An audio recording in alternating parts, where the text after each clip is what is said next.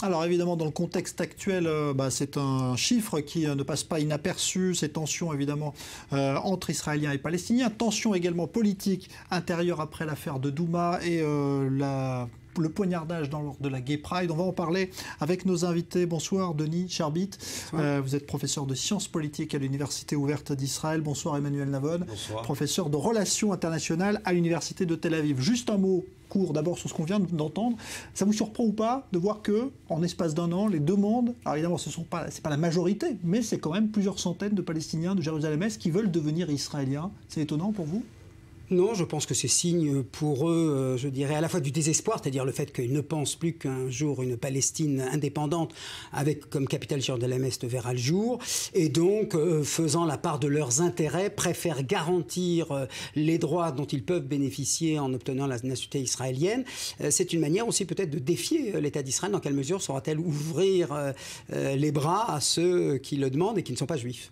Emmanuel Navon. Depuis 1967, les résidents de Jérusalem-Est ont le statut de résident et ont la possibilité de demander la citoyenneté israélienne. Et c'est vrai que certains l'ont fait, beaucoup ne l'ont pas fait. Entre autres à cause de la pression sociale et politique. Comme l'a dit votre reportage, ils sont souvent traités de traîtres, mais eux savent très bien quelle est la situation du Proche-Orient. Ils ont des yeux, ils voient ce qui se passe autour dans le Proche-Orient d'aujourd'hui. Ils savent quelle est la situation des droits, des libertés en Syrie ou ailleurs. Donc ils savent que si qu'on s'approche ou pas d'un accord, et on a de bonnes raisons d'être sceptiques, ils préfèrent être du bon côté, comme l'a dit votre reportage, en termes de droits, de liberté. Et semble-t-il qu'il y ait moins de pression peut-être sociale aujourd'hui sur ceux qui font cette demande de citoyenneté et qui deviennent citoyens à part entière d'Israël. Alors, il y a un climat politique, on l'a dit, très lourd. On a vu cet après-midi à la Knesset un débat qui était prévu sur le fanatisme, les fanatismes, après ce qui s'est passé à la fois lors de la Gay Pride à Jérusalem et à Douma. Ce débat n'a pas eu lieu car des partis politiques de droite notamment ne sont pas venus. La gauche s'est emparée un petit peu du dossier. La droite proteste contre cette indignation sélective. Vous avez l'impression que c'est devenu une affaire politique, ça n'aurait pas dû l'être, Denis Charbit, ces deux drames qui viennent de se produire? Il est normal que des actes qui ont une signification politique, qui ont une signification sur la manière dont on conçoit l'espace public, il est normal qu'elles suscitent des interprétations polémiques, des querelles, des débats. Là, on a une longue affaire parce que, d'un côté, j'ai envie de dire qu'on n'a pas cessé depuis les dernières années de fustiger, de morigéner, de brandir l'extrême gauche comme les traîtres, puisque nous aussi on a ceux qui en Israël désignent les traîtres, alors que quand on considère le seul critère du passage à l'acte, c'est-à-dire quand des comportements, des attitudes, des opinions conduisent à des actes violents, il faut bien reconnaître que le bilan de la gauche et de l'extrême gauche, dont je ne fais pas partie, mais il faut bien le constater que son bilan est, au regard des passages à l'acte violent, est honorable, là où le bilan à l'extrême droite et à l'extrême droite religieuse s'alourdit de plus en plus. Ça n'a pas commencé la semaine dernière.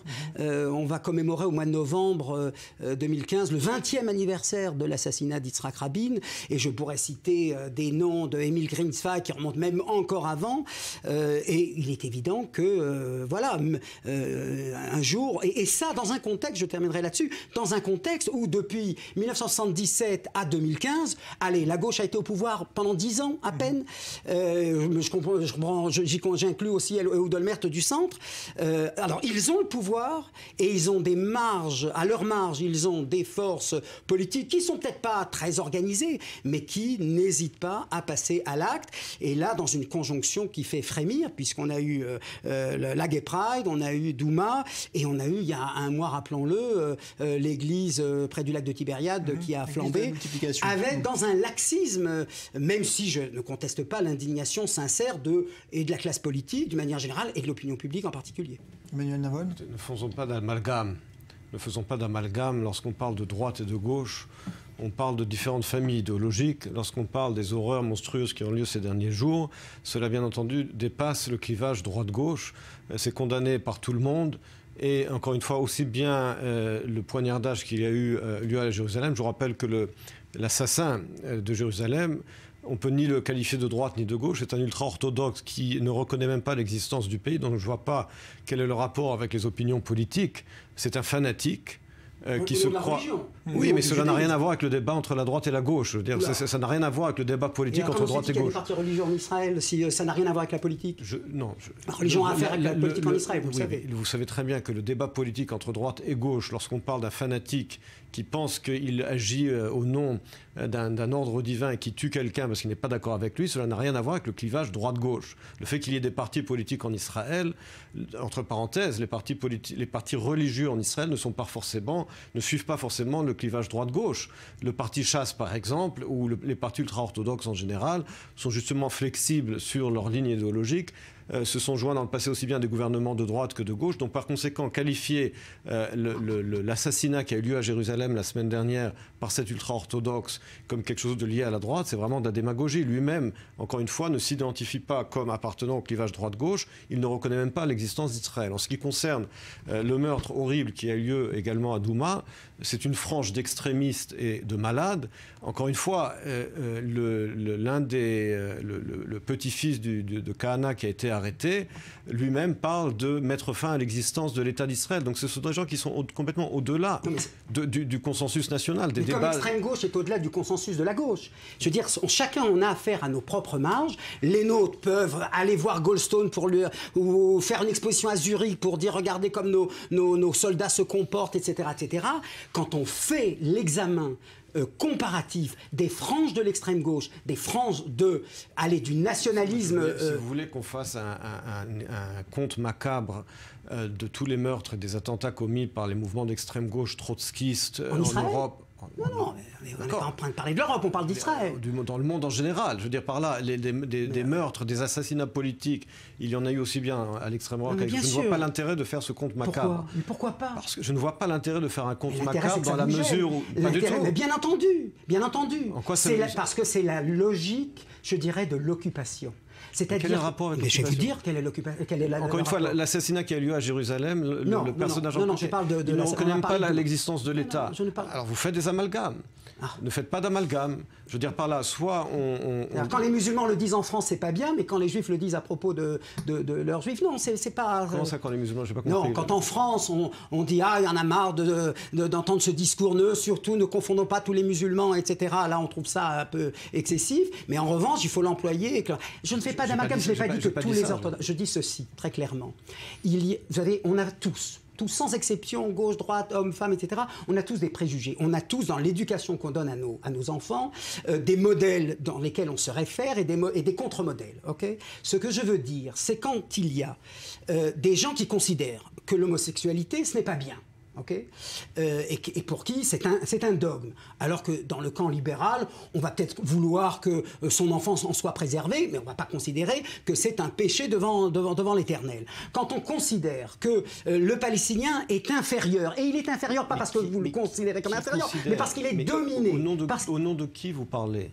Quand vous dites « on considère », qui c'est on? Encore une fois, vous faites des généralités, des amalgames. Vous pensez que les religieux, par définition, sont tolérants à l'égard de l'homosexualité? Mais encore une fois, il faut distinguer entre deux choses. Entre le passage à l'acte et la conviction. Pas seulement le passage à l'acte et la conviction. On peut très bien, pour des convictions personnelles, ne pas approuver d'un certain comportement, oui, mais ne pas penser que c'est du devoir de chacun de l'influencer, ou que c'est même du devoir de l'État de l'influencer. Ce sont deux choses différentes. Vous avez tout un discours depuis des années à côté d'une libéralisation, heureusement, en acte, mais qui concerne le public laïque. C'est-à-dire qu'aujourd'hui, en Israël, tous les milieux confondus, on est nettement plus tolérant vis-à-vis des minorités homosexuelles et lesbiennes qu'on ne l'était il y a 20 ans. Ça, c'est indéniable.